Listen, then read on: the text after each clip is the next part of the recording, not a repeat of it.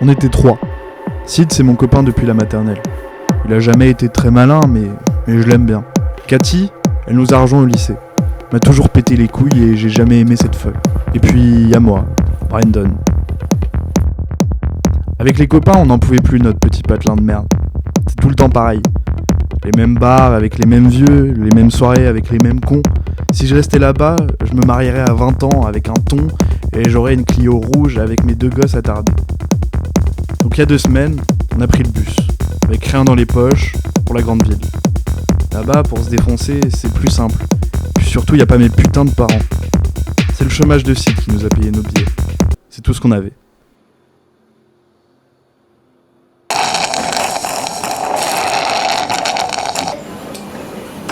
Bon courage, Sid. À ta santé, chef. Mais souviens-toi, Quoi? si t'essayes pas, t'es dans la merde. Ils ont le moindre doute, ils appellent la NPE. Et tu peux dire au revoir direct à ton chômage. Ouais, Mais après, si t'en fais trop... je pourrais avoir ce putain de job. Exactement. À l'enfer. C'est serré, mec. Ouais, mais en fait, moi quand je suis devant les recruteurs, je suis tout nerveux, j'arrive à rien. C'est comme quand je suis sur un terrain de foot en finale, quoi. Essaye ça, Sid. Ah ouais, du speed. Ouais, juste une léchouille, quoi. En fait, non, moi je suis allée à Montdidier, mais en fait, je me suis dit que vous connaîtriez pas, du coup j'ai mis la Sorbonne. Parce que pour moi, c'est un truc. Enfin, je veux dire, c'est 2 écoles, c'est 2 choses qui sont pareilles. Enfin, je veux dire, est-ce que ça a de l'importance, les 2 écoles différentes? Ou même pourquoi, ou quand? Ça compte ou pas le nombre de zéros que j'ai eu? J'en ai eu 7, j'en ai eu 8, j'en ai eu 7, j'en ai eu 8. C'est pas. Ce qui compte là, non, c'est pas l'important, quoi. On est tous dans le même bateau. Moi, je suis plus quelqu'un qui est dans l'aspect général que dans les détails, vous voyez. Enfin, je veux dire, le nombre de zéros que j'ai eu ou quoi, c'est pas ça qui est important, je pense. Enfin, je veux dire, enfin, vous voyez ou pas, vous voyez. Monsieur Murphy, voulez-vous dire que vous avez menti sur votre CV? Seulement pour passer le bas de la porte, monsieur. Vous voyez, enfin, je veux dire, c'est parce que j'ai un bel esprit d'initiative, quoi. Vous avez été référé par le Pôle emploi. Il n'y avait pas de raison pour vous de passer le pied à la porte, comme vous dites. Enfin, comme vous voulez, monsieur, hein, c'est vous le patron, hein. Moi, je suis là, je suis super bien là, évidemment, mais c'est vous qui êtes dans le fauteuil, hein. C'est pas moi, quoi. Monsieur Murphy, qu'est-ce qui vous attire dans l'industrie du loisir? En un mot, le plaisir. Mon plaisir dans le loisir des autres. Considérez-vous avoir des faiblesses? Non, hein. Enfin, je suis un peu perfectionniste. J'avoue que je suis un peu perfectionniste. Moi, quand il y a tout qui part en vrille, en fait, je m'en fous complètement, hein. Mais après, je trouve quand même que là, l'entretien, il se passe vraiment, vraiment bien.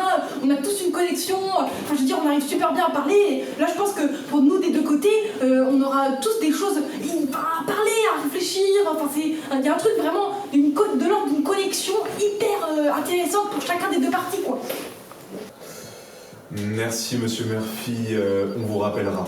Merci, en tout cas c'était le meilleur entretien de ma vie, moi j'ai trop aimé monsieur. Sid a géré, j'étais vraiment fier de lui. Faut le reconnaître, il a baisé l'entretien bien comme il faut. C'était vraiment la vie de rêve. Enfin, pendant 2-3 jours, on a récupéré le chômage de Sid, puis on vivait dans notre squat bien cosy. Je pensais être vraiment heureux. Qu'est-ce qu'il me fallait de plus ?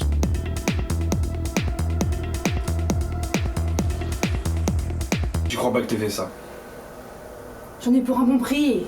C'était ma putain de télé! On avait besoin de quoi faire une trace. C'est toi qui as donné le reste à Sida. Oui, pour l'entretien, pour qu'on ait encore de l'argent.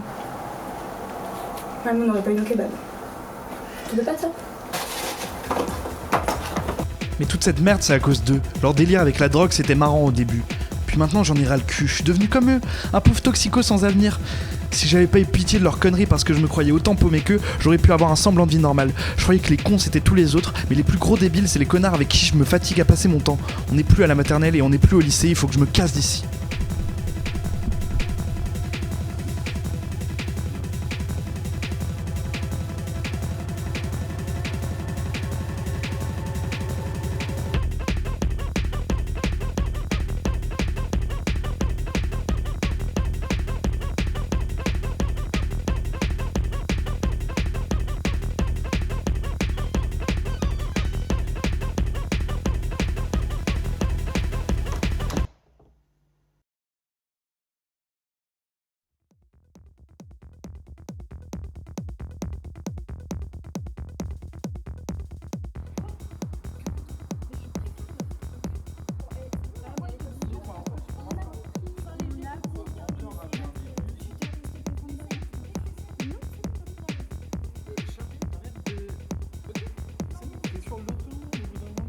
Quand tu stresses comme ça stresse tout le groupe.